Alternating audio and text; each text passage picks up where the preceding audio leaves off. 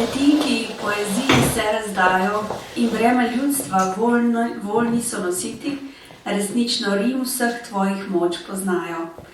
Tako v zaključku enega od sonetov pravi današnji osrednji gost, pesnik stihov duše in srca Srečko Lampret.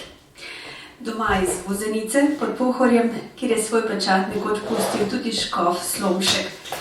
Presenetljivo po poklicu je matematik s posebno ljubeznijo do praštevil. Ker je matematika zelo povezana z glasbo, manj preseneča, da ljubiteljsko muzicira na klarinet, tudi lastne skladbe. Je ljubiteljski gledališčnik, ki ustvarja tudi svoje scenarije. V njegovi poeziji se srečata ljubezen do eksaktnosti, do urejene rime in metrike, s svobodnim umetniškim duhom, ki ves čas išče, raziskuje in ustvarja. Gospod Srečko Lampret, leta 2020 je pri celjski Mohorjevi družbi izšla vaša zbirka posvečena domoljubni in domovinski tematiki z naslovom Slovenski narod. Tokrat so vaši soneti posvečeni, kot rečeno, stihom duše in srca. Kako je nastajala ta zbirka, od kod ste tokrat črpali navdih? Lep pozdrav tudi v mojem imenu. Za razliko od prejšnje zbirke, ki je izrazito domoljubna in ima eno osrednjo rdečo nit, so še kakšni drugi motivni drobci, ampak v glavnem gre za domoljubno pesniško zbirko, je ta nova zbirka stihi duše in srca po vsebini zelo raznolika. Lahko bi rekli, da so različna poglavja, različne tematike. Zdaj, ko ste me vprašali, kako dolgo je nastajala, mogoče jaz imam tudi to lastnost, kaj takega zapišem, ali pa če dobim kakšno fotografijo, da rad datiram, da pač napišem datum, zato bom mogoče lažje vam odgovoril na to vprašanje. Ena pesem iz te zbirke, to je tudi tista Čemu človek, ki jo bomo pol slišali, je nastala že leta 1998. Jaz sem bil takrat 19 let star, ampak sem jo, bom rekel, vsebinsko pa tudi slovnično še nekoliko dodelal. Tako da čisto ta zadnje finese so pa nastale v letu 2024, v začetku tega leta, v prvi polovici, tako da lahko rečem, da je zbirka 26 let nastajala, malo po malo. Mogoče lahko kot zanimivost tudi povem tisto največjo cenzuro, sem že jaz sam pri sebi naredil, preden sem na Mohorjevo poslal, ker mogoče tukaj je 10% prej manj, ko več vsega, kar sem napisal, ker tisto, kar si ga najbolj vredno zdaj, sem potem vam naprej poslal v uredniški pregled, pa tudi, če gre samo za 10%, je kar ena suverena knjiga prišla iz tega. Drobec jagodnega izbora, najboljša od najboljšega, je nastajala res čudovita zbirka, tudi zelo lepo oblikovana. Pa če se sprehodiva kar po sklopih. Prvi nosi naslov Zaprem oči, prikličem si spomine. Kaj vam pomeni spomin? Kolikokrat deluje kot izhodišče za vaše pisanje? In kakšna je ta relacija med spominom, med tem, kar je vredno ohraniti, in med minljivostjo, občutkom, da bo enkrat vsega konec? Zdaj vsak človek ali pa večina ljudi se rad spominja svoje mladosti, pa prejšnjih časov. Pa ne zato, da bi se mu tožilo po kakšnem prejšnjem sistemu ali pa prejšnji državi, ampak zaradi tega, ker ko smo bili mladi, takrat smo tudi bili bolj zdravi, smo prehipevali od življenja, pa ni bilo nekih skrbi. Mogoče so ene bile, ampak včasih zanevrljivo majhne skrbi v otroštvu pa mladosti v primerjavi s skrbmi, ki jih potem recimo odraslo resnično življenje prinese. Ponavadi je pa tako, tisti trenutki, tisti dogodki, ko so lepi, najbolj hitro minejo. Tolažimo se lahko s tem, da spomini ostanejo, pa včasih je tudi, vsaj pri meni, lahko rečem, kdaj je tudi spominjanje na tiste čase lahko kak, recimo, navdih ali pa motiv za nastanek kakšnega soneta ali kakšne druge pesniške zbirke. In nekatere stvari tako ostanejo za vedno. Drugi sklop nosi naslov Ko moje bi srce ljudje poznali. Je poezija lahko uteha za bolečino, ki jo neizogibno prinese življenje? Seveda je, torej vsak človek tudi doživi kdaj bolečino. Jaz niti približno nisem kakšna izjema okrog tega, ne. In kak bi rekel, pri pisanju včasih ti je lažje, če čutiš neko bolečino v duši, v srcu, da to napišeš v obliki pesmi, v obliki verzov, ker je približno tako, kot bi en del te bolečine izlil na papir. Bolečina sicer še vedno ostaja, ampak je mogoče le nekoliko ublažena, pa da malo manj peče, malo manj skeli. Zdaj bomo nekaj tega slišali tudi v pesmi. Bi pa najprej vam prebral pesem iz tistega prvega sklopa. Sklope smo poimenovali večji del po enem od verzov, ene od pesmi ali pa soneta, ki nastopa v tem poglavju. Torej naslov poglavja je Zaprem oči, prikličem si spomine. Prebral bi vam pa pesem Srečni spomini, ki je po obliki sonet. Srečni spomini. Naprej drvijo urno moja leta, brezskrbni dnevi sreče so minili. Ko že mladost zavedno mi je vzeta, spomini nanjo so se obudili. V otroštvu najbolj sem življenje ljubil, ko kriv oblak gorja, ni sonca sreče. Za njim žalujem, ker sem ga izgubil, za doto pa oko dobil solzeče. Ko več noge ne bodo me nosile, počasih teh začel bom hrepeneti, ki zdaj živim jih, pomnim jih kot mile. Vse mine, kar ima namen živeti, mladost iztrgajo ti časov sile, spominov pa nihče ne more vzeti.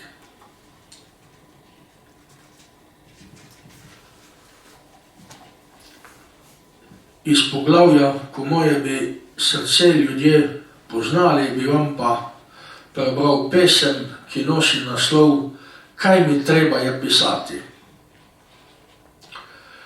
Kaj mi treba je pisati, treba stihe je kovati. Novcev mi ne prineso, proč bi raje dal pero.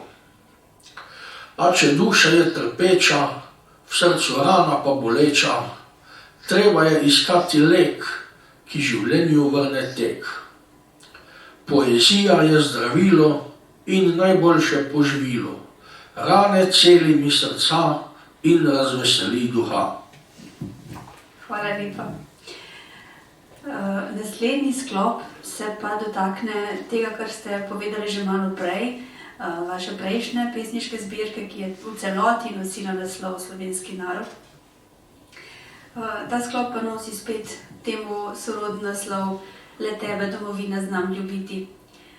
Domovina vam je zelo tema, ki vam je blizu, ki vas ves čas na tak ali drugačen način nagovarja. Kako? Jaz ločim nekako med pojmoma domovina in država. Država je bolj pojem tak geografsko-političen. Različne države so se zvrstile nad nami Slovenci, odkar je pred približno 1200 leti Karantanija izgubila svojo samostojnost, ampak domovina je pa vedno bila Slovenija. Tudi ko smo živeli v Jugoslavijah, obeh v Avstro-Ogrski in tako dalje, nam Slovencem je vedno bila domovina Slovenija. Ker domovina pa ni samo politični pojem, ampak čustven pojem, ki je vezan na narod. Narod bi pa jaz definiral kot skupnost ljudi, ki živi na nekem področju, ki govori enak materni jezik, ki goji enako kulturo, enak način življenja, enake tradicije, enake vrednote. Tako da narod, kultura, domovina, to je med sabo tesno prepleteno, ni pravzaprav enega brez drugega. In jaz bi tudi tako rekel, no, tisti umetniki, ne gre samo za poezijo ali pa literarno umetnost, nasploh za umetnost, za vse zvrsti umetnosti. Tisti umetniki, ki v srcu nosimo narodno zavest, se nekako čutimo tudi poklicani, da za svojimi deli, svojemu narodu pa svoji domovini služimo. In smo ji nekako v ponos, ne pa v sramoto. Boli me, no, da v zadnjem času tudi država in nažalost tudi nekateri mediji, celo taki z davkoplačevalskim denarjem podprti, veliko promovirajo umetnost ali pa pseudo-umetnost, ki ne samo, da ni v čast in ponos domovini, ampak je celo namerno blati in zaničuje. Bolj je, kak bi rekel, antidomovinsko, antikristično, dekadentno, bolj to mediji poveličujejo. Dekadenca, ki ni samo za slovenski narod značilna, pa ni v umetnosti se pojavila takrat, ko je vse splošno v družbi prisotna. Torej, to me najbolj žalosti. Jaz sem pač privrženec tistih vrednot, v katere tudi sam iskreno verjamem. To so pa narod, domovina, Bog, vera, življenje in tradicija, naš način življenja.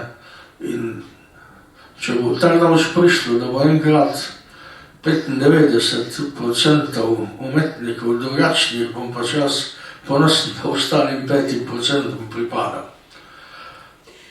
Vi se ukvarjate tudi veliko časa, energije, date v ljubiteljsko kulturo v vašem kraju. Sami ste omenili prej, da vozenica je za marsikoga na koncu sveta, da se mora res kaj groznega zgoditi, da kakšna velika medijska hiša tja zaide, ampak vas to ne ustavlja, da ogromno energije posvetite prav temu kulturnemu dogajanju. Vozeniški dnevi so nekaj, kar se je prijelo že kot prepoznavna znamka. Kaj je tisti občutek na koncu, ko si rečete, bilo je vredno prostovoljno nameniti toliko časa, ur za vaje, organizacije, tudi svojega denarja nenazadnje. Zakaj vztrajate pri tem? Ja, veliko plačilo je tudi, ko recimo kaj organiziraš in ljudje pridejo, pa s tem nekako počastijo, da cenijo tvoje delo. Recimo tudi avgusta 2024, ko je ta zbirka, ki jo danes predstavljamo, izšla, je bila prva predstavitev prav v Vuzenici, v mojem domačem kraju. In kljub temu, da je bil to najbolj vroč dan v tistem letu, je bil obisk zelo zavidljiv in sem bil vesel.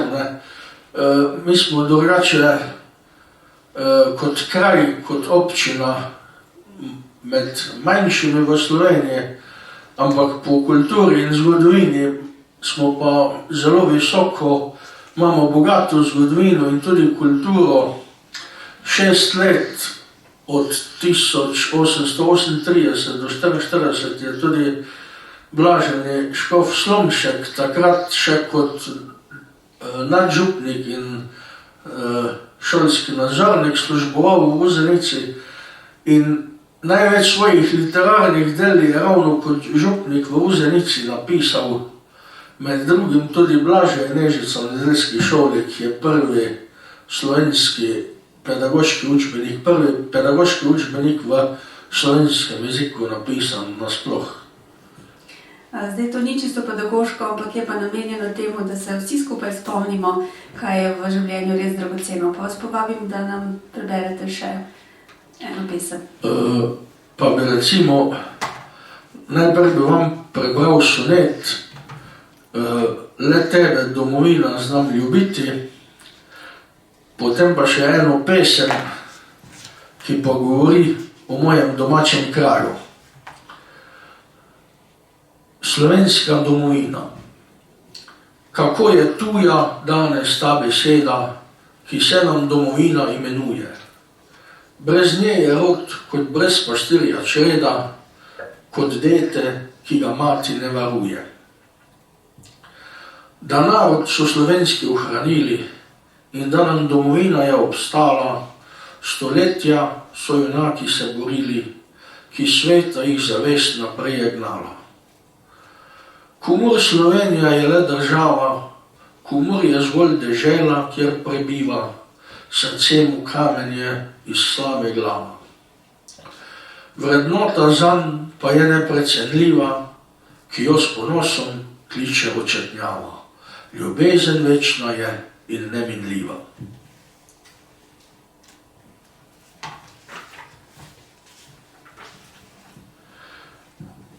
Zdaj bi pa vam prebral še pesem Moj dom.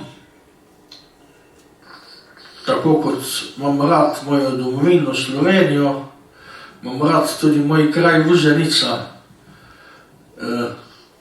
In ta pesem Moj dom se pa nanaša na Vuzenico. Vedno si drag mi bil rodni moj kraj, upanje vlivaš v srce mi nazaj. Zmeraj sem ljubil te, zlati moj dom, enkrat živim in do smrti tvoj bom. Ni me zvabila skušnjava drugam in da ti zvest bom, odločil sem sam. Celo življenje me tukaj držiš, a sem vesel, da mi stran ne pustiš. Bi pa mogoče še to povedal, tega se zdaj ni zasledilo med branjem, če pa knjigo vzamemo v roke, natipkano, boste pa videli tudi, da prve črke verzov dajo akrostih, napisi z prvih črk Vuzenica. Poklon domačemu kraju. Od najbolj vročega dneva v tistem poletju do kar mrzlega zimskega, kakršnem smo se danes brali, brž zima poledena nastopila, nosi naslov eden izmed naslednjih sklopov. V tem sklopu je rdeča nit minljivost, bolečina ob izgubi. Ampak zdi se, da se tem sodobnem svetu prav te teme, smrt, posmrtno življenje, odrivajo na stran, slavi pa se mladost, hipni užitki, vse tisto, s čimer lahko zapolnimo tisto praznino, ki nastopi potem, ko pride dokončno. Kako vi gledate na to? Drži. Nekako temo smrti se odriva, čeprav čisto vsi ljudje in vsako živo bitje, tudi tisti, ki so zdaj še lepi, pa mladi, pa zdravi, bojo nekoč mogli umreti. Pri nas se to rado, ta tema se odriva, ne govori o njej.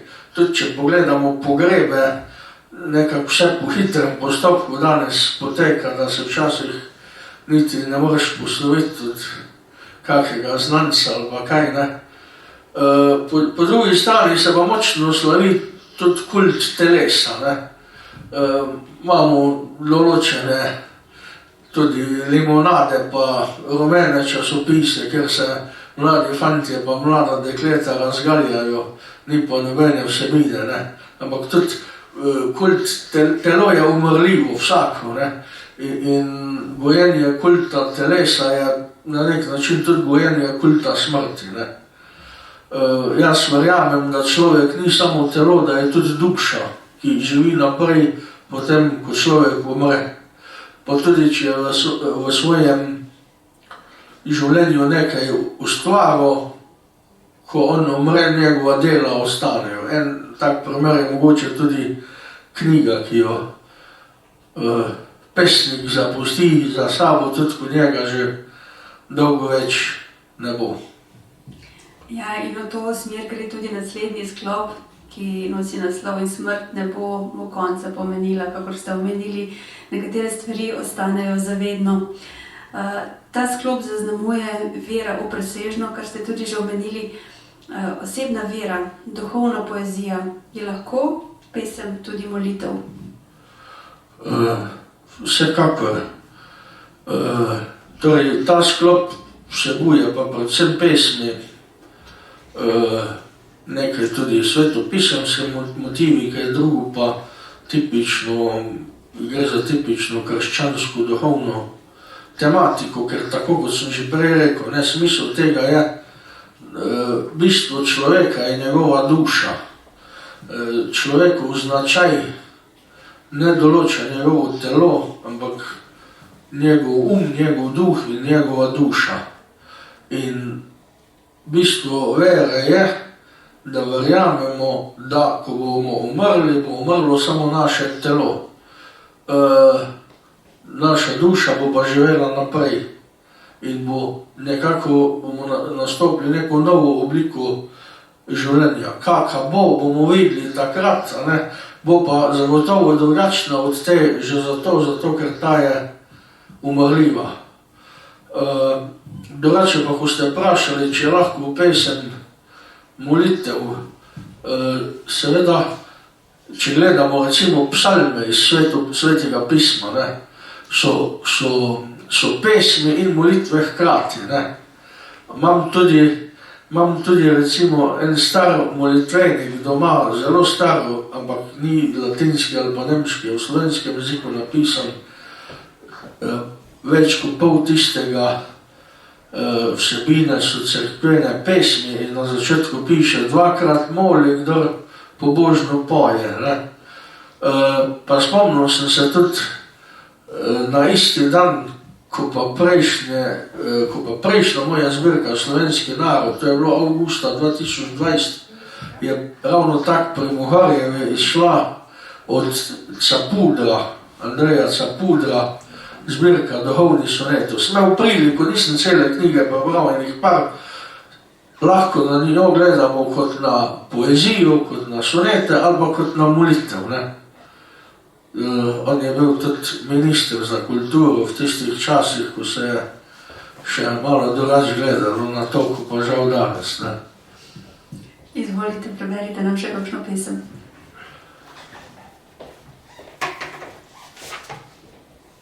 Iz sklopa In smrt ne bo mu konca pomenila bi vam prebral pesem Minljivo življenje. Življenje naglo res človeku mine. Mladenič tega se še ne zaveda.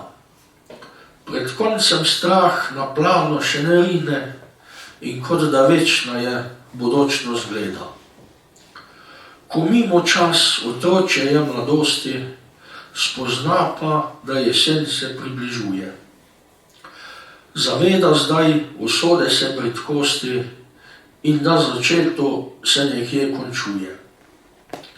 In ko poslednji dnevi se vrstijo, le to tedaj ga more tolažiti, da njega dela v zemlji ne struhnijo. Četka umrljivo je življenja niti, ki v svetu plemenit pečat pustijo, nam živel večno bo spomin častiti.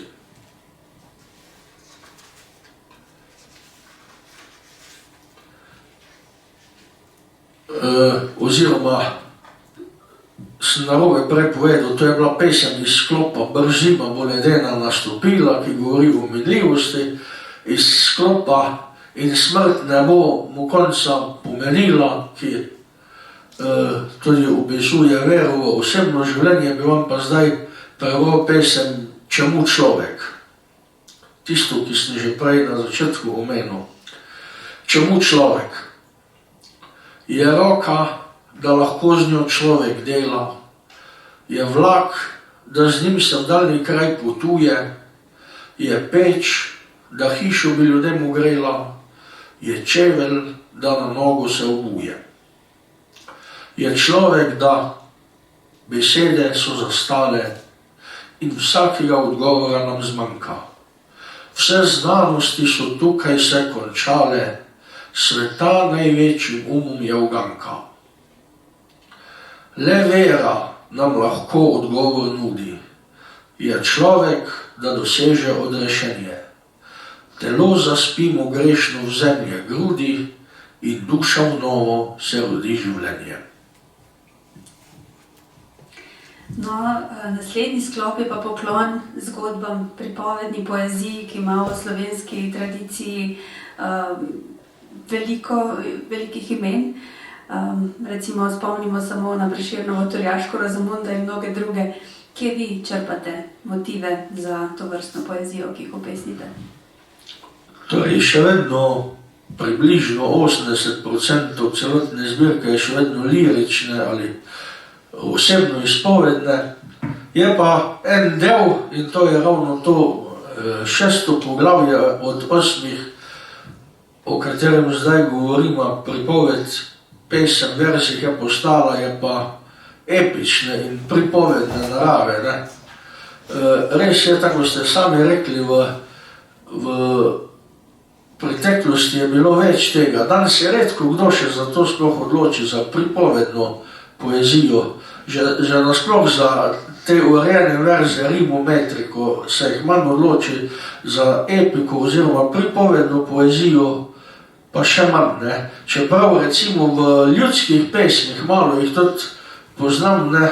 In nasplošno v ljudskem slovstvu, to je več stoletij nazaj, predvsem pred Prešernom in Vodnikom, je bilo zelo veliko teh te pripovedne epike, ki so v bistvu neka zgodba v verzih, iz katere lahko tudi kak nauk potegnemo, ne? Pa je mogoče bolj prepričljiv, ima večjo sporočilno moč, ker je v verzih. Ne? Pa tudi sami ste omenili že Turjaško Rozamundo od Prešerna, lahko še kako balado, Vodni mož damo zravno, ali pa Krst pri Savici, absolutno zelo zgodovinski ep. Aškerc je pa predvsem to tudi pisal, pripovedno poezijo. Zdaj, ko ste me vprašali, odkot črpam ideje, tudi iz zgodovine, tudi iz bajk in legend, iz pripovedi, ki so mi jo starši, zlasti dedek, pripovedovali, in zelo veliko pa tudi iz preprostega življenja, iz življenja ne nekih velikašev, ampak čisto običajnih, preprostih ljudi. Ne, zaupam, da če ne bi bili matematik, bi mogoče bili zgodovinar. Zdaj pa mogoče eno krajših, Studenec mladosti. Ja, torej ta pesem je prvo uvrščena na prva po vrsti v tem sklopu, pa je vam prebral Studenec mladosti. Življenje srečno mnogo let živita in vsak že križev 8 sta nosila. Poroko vredno biserov slavita, v ljubezni sta neskončno se ljubila. Zdaj vesta že, da dan več daleč ni, ko prvi od sveta se poslovi. Še enkrat bi hotela mlada biti, kot sta bila, ko sta se zaročila. Želita v leta tista spet stopiti, življenja pot bi znova prehodila. Nazaj bi rado dvoje duš srčno, a čas vrti se v eno smer samo. Pogosto starec v bližnji gozd zahaja, da svežega nadiha tam se zraka. Nedeljo neko zopet se sprehaja, koraki prineso ga do vodnjaka. Bil zapuščen je in že suh 100 let, sedaj pa vre iz njega voda spet. In spomni časov davnih v tej sehosti, kako mu mati je bila dejala. Pod skalo to studenec je mladosti, na vsakih 100 let v njem voda stala. prikloni se, požirek naredi, brž v 20-letnika se spremeni.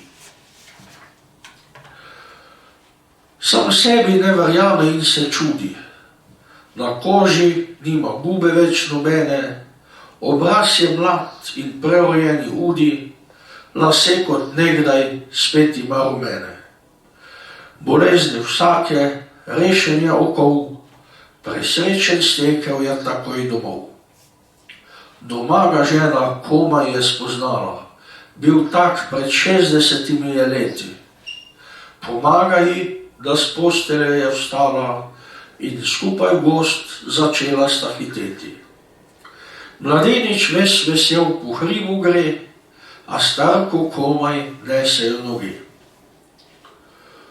Ko končno do vodnjaka le prispeta, pa voda čudežna je že odtekla. Drug drugega prestrašeno zdaj zreta, naslednja čez stoletje bo pritekla.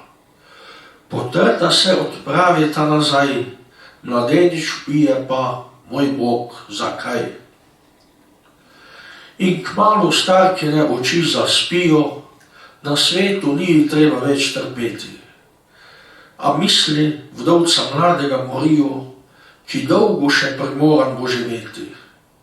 Lahko s teboj bi v zemlji mirno spal, zdaj pa življenje vse bom sam ostal. Malo smo že pozabili, kako zgodbe sedejo in dobro denejo, kadar jih ponese taka ritmika. Ne povem, da urednica, ki je z vami sodelovala pri tej knjigi, je doktorica Meta Lenart-Perger, ki je danes zaradi bolezni žal odsotna. Izvrstno sta se ujela in skupaj odgovarjala na vprašanje, čemu poezija. Pa mi dovolite, da preberem sonetno sestavljanko, s katero je sama odgovorila na to vprašanje. Mar svet res poezijo potrebuje? Odvečno in brezplodno to je delo. Tako rad svet poeta zaničuje, ker ravnodušje je ljudi prevzelo. Od pesništva pa noče se ločiti, čeprav po poti hodi samotarja, in v tem tolažbu mogel je odkriti, da rod svoj dragi v verzih nagovarja. Nihče časti mu noče izkazati, ako stoletja bodo nam minila, med zvezde bodo mogli ga kovati. Duha bo poezija bogatila, kultura more nas ohranjevati, brez nje slovenstvu ura bi odbila. Torej, mogoče sem pri tem sklopu tudi malo združil mojo stroko, matematiko s poezijo.